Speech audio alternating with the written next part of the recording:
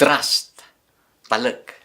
Kunan ti Luke chapter 16, whoever can be trusted with very little can also be trusted with much.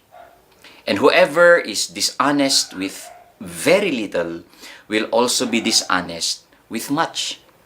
So if you have not been trustworthy in handling worldly wealth, who will trust you with true riches? And if you have not been trustworthy with someone else's property, who will give you property of your own? Kahit nga sa uwan dito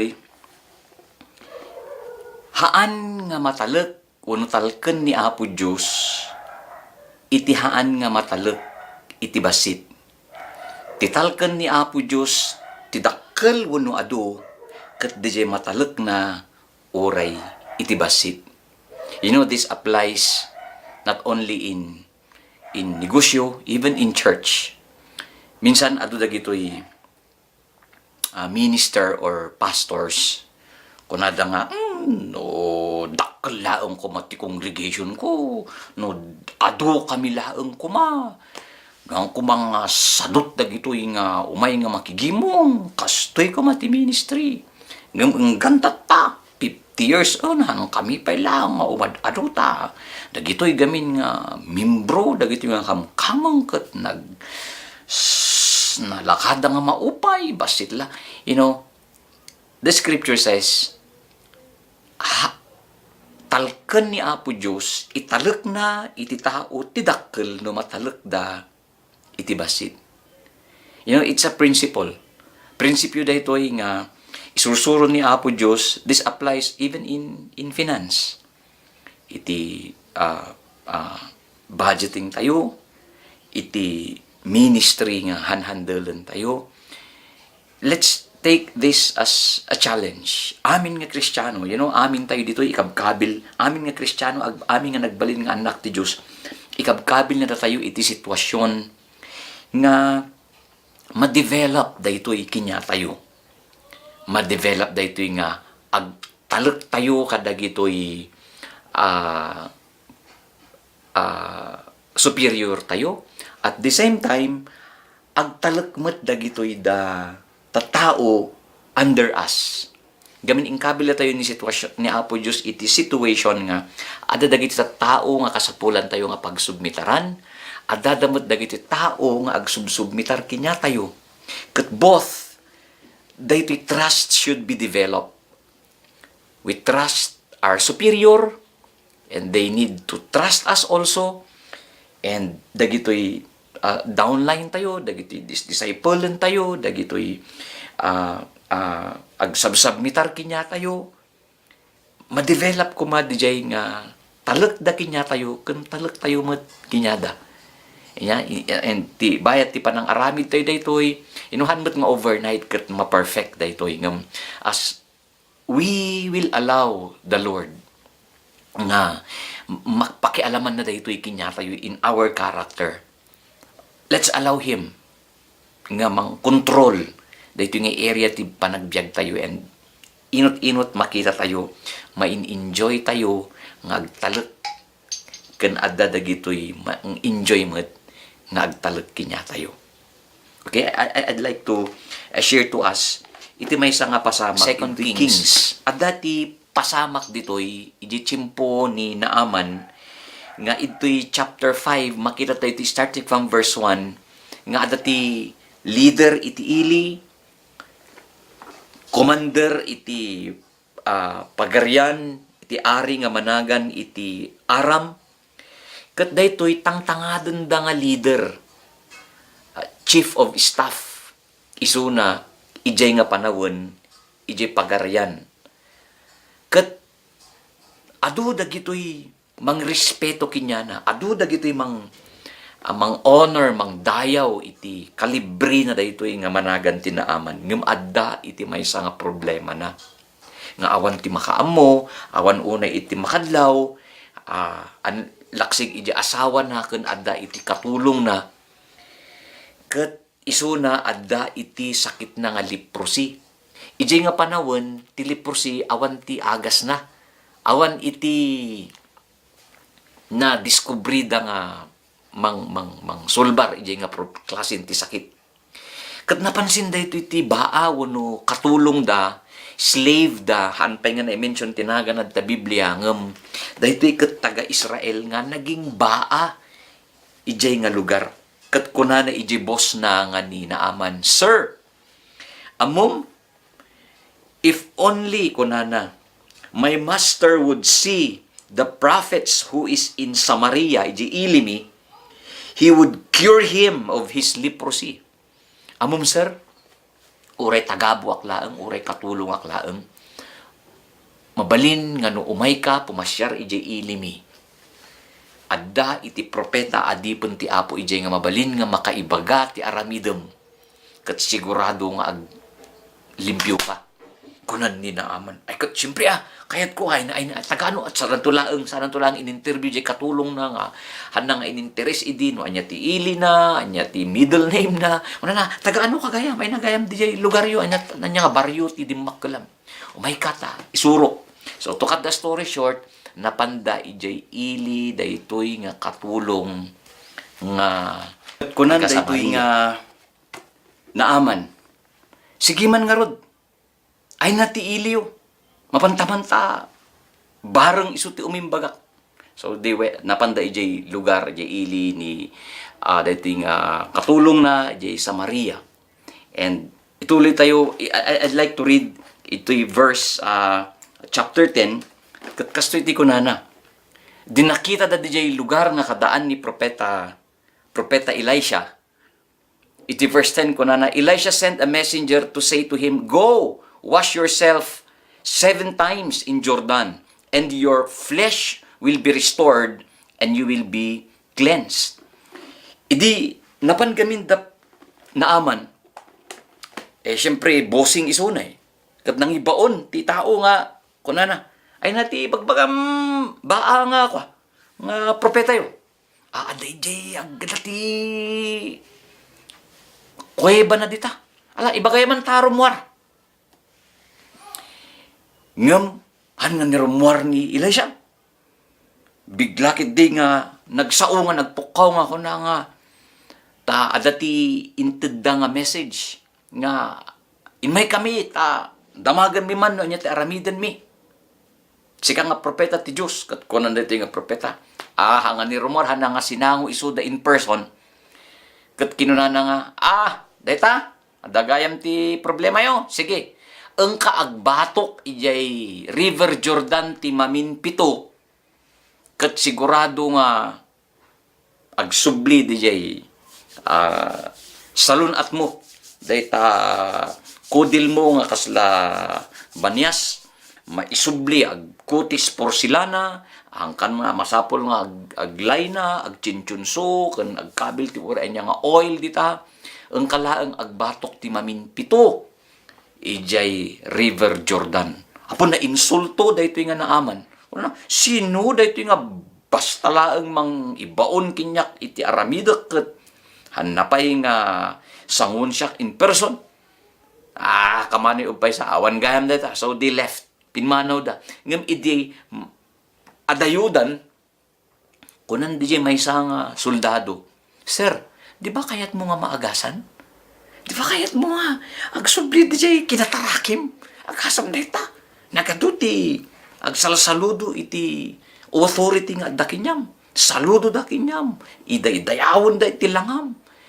Pagkatapos, ti problema lang kat leprosy, deta ketong mahaan nga wag-agasan kat, iti ibagbagan lang jay propeta kat agtanab kat ti maminpito, simple laeng, tapno ma-restore deta na salunat mo. And you know, the DJ bagbagan da ito yung propeta nga apan na panagbatok ijay danum kat isimbolo na DJ iti about ti sarti danum nga panang ibabawi iti basol ta DJ leprosy isimsimbolo namat DJ iti sakit basol nga kinumpet ti tao nga haan nga maagasan dayta unless nga haan nga han nga ibabawi isardeng no anyaman dagitoy kinumpet nga basol kinyan. Dijay ti picture na dijay. Manulag na tapan ka agbatok. Kat nasagid di pride na dayto ingam ko na. Sige man nga agpaiso. Mapantayo man. So, to cut the story short, napanday di River Jordan kat kastoy tinangyari. You know, the River Jordan gamin iso nga hanga kayat ni naaman nga mapan. Ta DJ pagsasabatan ti rugit nga nagapu iti probinsya iti Israel ijing agturong amin di nagapu iti si Arda and everything. No kuma dito'y bagyo ket di balili. Ngem kuna na sige man nga rod ta apan ta agbatok panuto na gamin at di amamad matetanunan kudil ko no mapanak iti haang nga nalinis nga danom ngam gapota imbagan ti propeta sige man nga rod ta isut umimbagaw iti So, verse napanda, 14 kunan ni naaman sige man nga rod mapantayo kat kunan ati nga so he went down and dipped himself in the River Jordan 7 times as the man of God had told him, and his flesh was restored and became clean like that of a young boy. Wow! Pinadas na, napankat in batok na nga rod, iti bagina, iti order ti prophet, kat nirumwar nga naging putis porsilana DJ kudil na. And kaputi ragragsak na, then permi ti ragsak na. I-picture na DJ ti amoy iti agtungpal iti bilin ti Diyos. Grabe no ma-experience tayo DJ. You know, extraordinary nga encounter gapu iti panagtulnog tayo. Nag-imas ti turog mo, adati peace of mind kan ka. Wow! Kuna natin, then Naaman and his attendants went back to the man of God ni Elisha. He stood before him and said, "Now I know that there is no God in all the world except in Israel. Please accept now my gift from your servant." The prophet answered, "As surely as the Lord lives, whom I serve, I will not accept a thing, and even though Naaman urged him, he refused." You know, kabut na maragsakan, sino nga itiyan nga maragsakan no naagasan? Sino nga itiyan nga maragsakan no naisalakan ka in our generation today? Anya ti umunang umayjay panunot ti may nga tao no naisalakan. Siyempre, ag-i-offer iti thanksgiving. Ag-i-offer iti any manifestation or expression of his thanksgiving to God. Ni Naaman tinapanunot na ikakman ti sagot, hindi po ito suhol, but a gift. And so, napan nga nakipakaasi ikinin Elisha nga nang kuna. Amok nga, DJ Diyos yun dito Israel, tipudno nga Diyos. And gapo dito nga naagasan ak mano nga tawon nga problema dito ni nagtarakyak nga agpaiso, na pudawak nga agpaiso, natangkadak nga agpaiso, ngam ti madugsi kinyak no makita da daytoy nga leprosy ngam naagasan ak gayam tata. Kat please accept my gift to you. Nasurunan nga nagpakumbaba, nagkaroon siya ng encounter with the Lord, na idumduma nga ragsak na dakin niya na ngam ko na ni Naaman ay ko na ni Propeta Elisha, "Sir, habang as surely as the Lord lives, whom I serve," habang si bibiyag ti Diyos nga pagserserbiyak katanmat nga matmatay ti Diyos, I will not accept a thing, and even I will not accept a thing. Habang buhay ang Diyos na pinagsisilbihan ko, hindi ho ako tatanggap ng anumang bagay galing kanino man. Especially no suhol. Duhaan nga suhol di jay. And even though Naaman urged him, he refused. Nakipakaasi pa dito Naaman na pangasi. Hindi ito under the table. From the bottom of my heart, please accept it. Ni Naaman pa, no. Ay, ni Elisha, no, sir. Anyway, importante, na-receive mo ti healing mo, Maghawid kan ko mga natal na iti kapanunutam ket no kunam nga inaccept mo nga ti Diyos ti Israel iti pudno nga Diyos umanayon nga isumot ti dayawom no maghawid ka. And so, o sige nga rod, salamat. Nagado nga Thanksgiving nga inbagana. Kat habang agtungtungtong da, dudenggen di janay right hand. Adagamin nga iti babaunan mo ni Elisha nga propeta nga managan ti Gihasi. Kat idi nakapanawan, nadangag na di nga communication, idi nakapanawan ni Naaman, "Go in peace," Elisha said. After Naaman had traveled some distance, hindi nakapanawan ni Naaman at dayon ti mga manunga kilometroen iti na travel. Gehazi, the servant of Elisha, the man of God, said to himself, "My master was too easy on Naaman. This Amarian, by not accepting from him what he brought. As surely as the Lord lives, I will run after him and get something from him."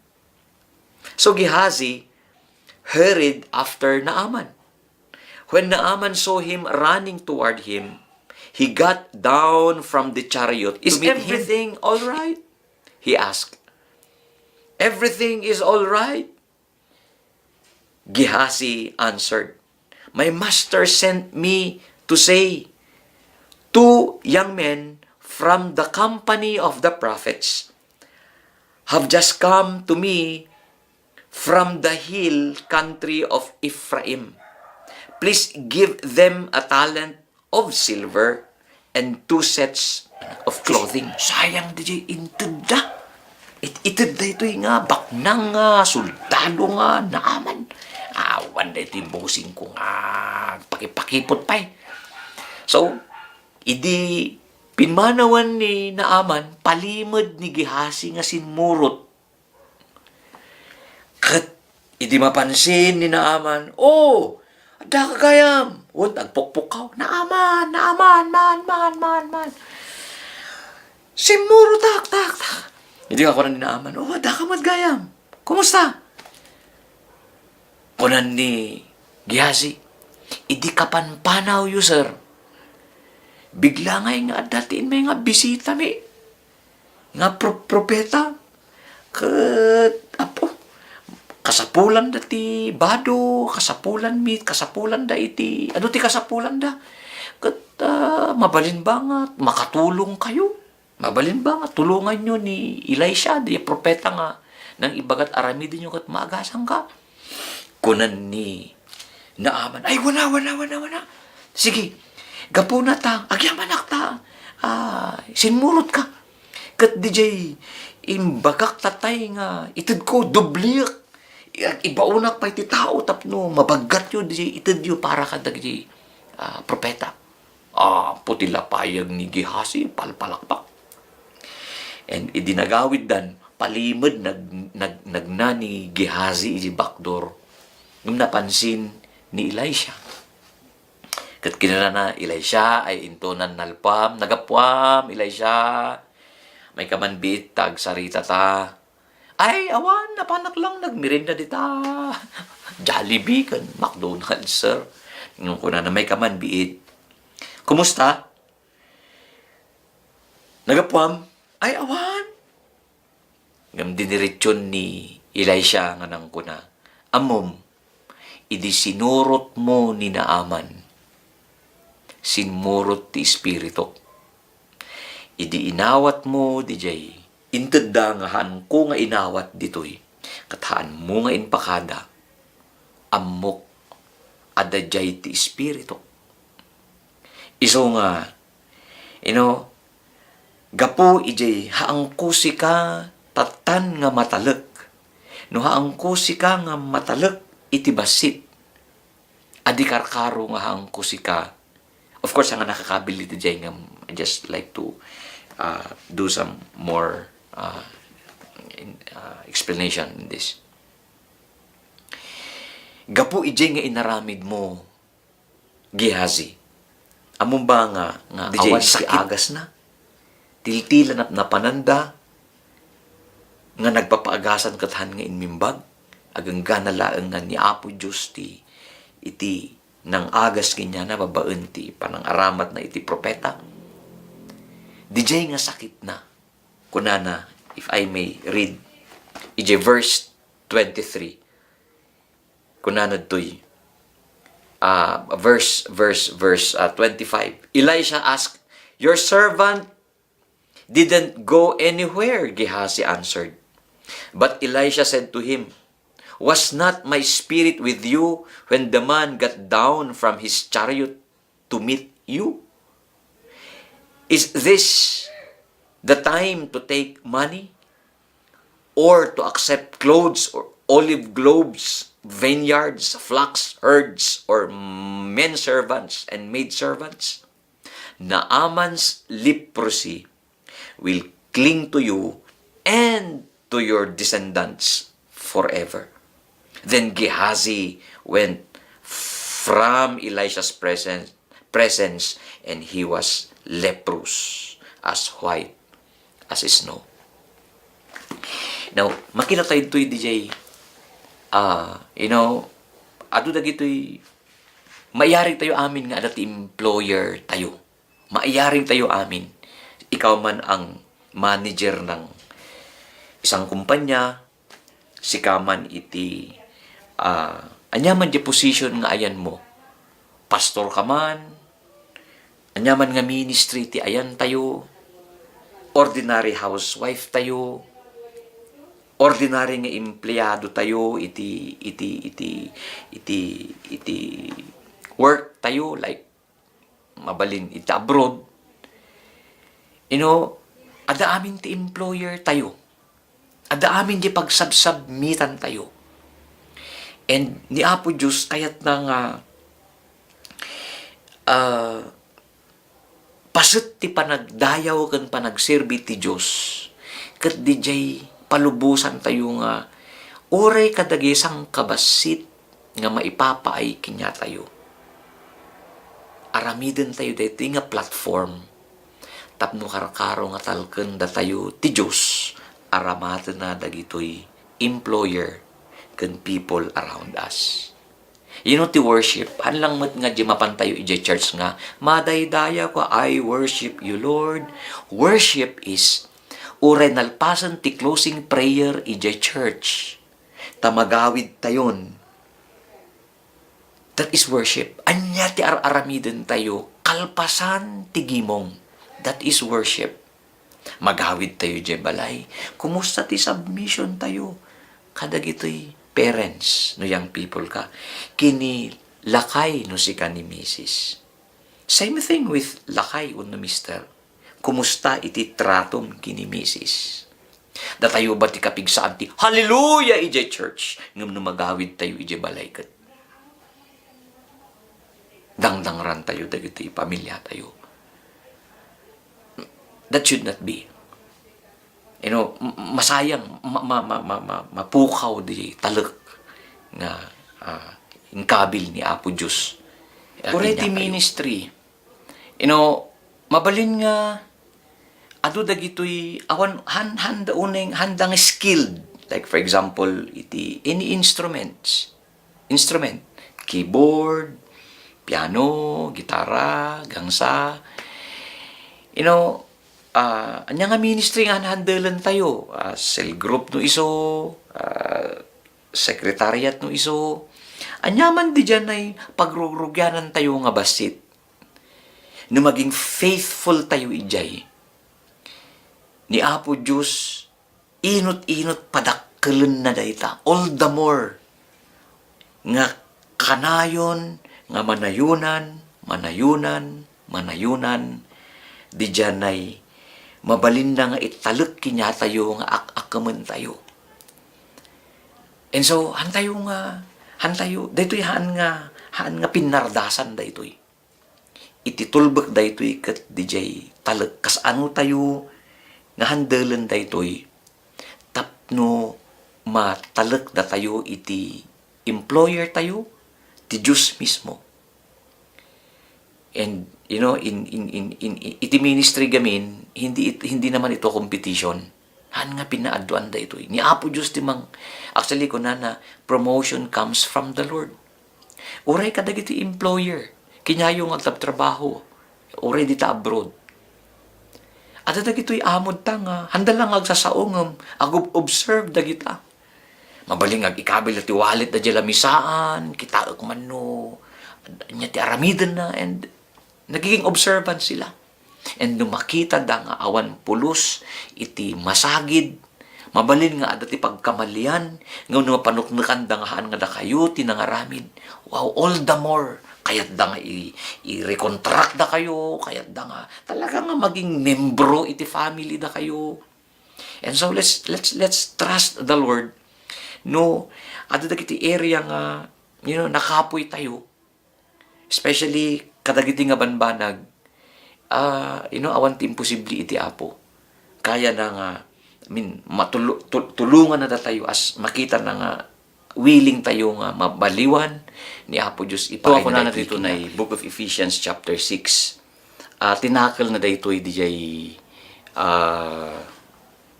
relationship iti parents, iti ubing it towards their parents. Kuna na iti verse chapter 6 iti Ephesians. Children, obey your parents in the Lord, for this is right. Honor your father and mother, which is the first commandment, with the promise that it may go well with you and that you may enjoy long life on earth. May isang sikreto. Tapno matidog ka naragsak ti biyag ti may isang tao is we need to honor our parents. The only or the first commandment with a promise. And what is that promise? That it may go well with you and that you may enjoy long life on earth. Atidog ti biyag na dito'y dagang mahandang enjoyin. Yung for us to enjoy it, wow, ang key tulbot dita is we need to honor ni mama ken ni daddy. Fathers, dagiti parents mat, do not exasperate your children. Intalek ko dagitoy nga ubing kinyayo. Intalek ko nga aywanan yo. Sa dinami-dami nga mabalin nga maipasngayan dagita nga ubing, da kayo iti tinalek ko. Nga maipasngayan da iti nga ubing. Ni Apo Diyos no kayat na nga ti tao kat maiyanak nga igurot, adakin niya na. No ti tao kat kayat na nga maging Amerikano, adakin niya na. Ayan. So, da tayo nga parents, kat hantayo nga, digit talak ni Apo Diyos nga apay nga inpaay na dagita nga ubing, inted na dagita nga ubing, tapno aywanan tayo. Kat hantayo nga, hana tayo nga matalak because hantayo nga, wala tayong concern sa kanila. Mabalin mat kat nga, sa bali ko mati parents na, no kayat na. Mabalin nga, Amerikano ko marita, no kayat na. Russian ko marita, no kayat na. Nga, pinili na, kinayat na, tatinalak na sika, nga igurot nga inawan no ama, kinyam tinang italka na rita nga ubing. And so we need to honor this. Kuna Father, do not exasperate your children. Instead, bring them up in the training and instruction of the Lord. And this is part of worship. Worship na ito eh. Ore na tayo ti kangangatuan ti langto na ijay church. Kangangatuan ti ima na nga ingato ijay church. No, ti madib-develop kadagiti ubing kinya towards us, kinya dakat nagre-rebuild sila. Wow. Kasapulan tayo for a while nga ag-pause. And then, let's examine our hearts. Ituloy ko yung verse 5. Slaves or employees or empleyado or servants. Adu kinya tayo abroad iti dayto di situation na. Obey your earthly masters or your employers with respect and fear, and with sincerity of heart, just as you would obey Christ. Okay?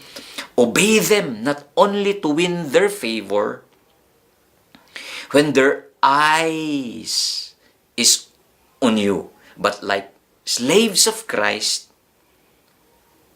doing the will of God from your heart. Serve wholeheartedly as if you were serving the Lord. Doing our duty towards our employers is worship. No, inya dagiti intalagda kinyatayo. And pag nagiging faithful tayo dyan, of course, maawatan tayo, ano ti struggle kinyatayo nga, because of dinadaganan tayo ng mga ng katakot-takot na problema. Ngam, may nga minsan dinadaan natin iti solution by pagarup tayo nga ti solution kat di mapanlaang iti church alone. Pasit na amin part na dayta.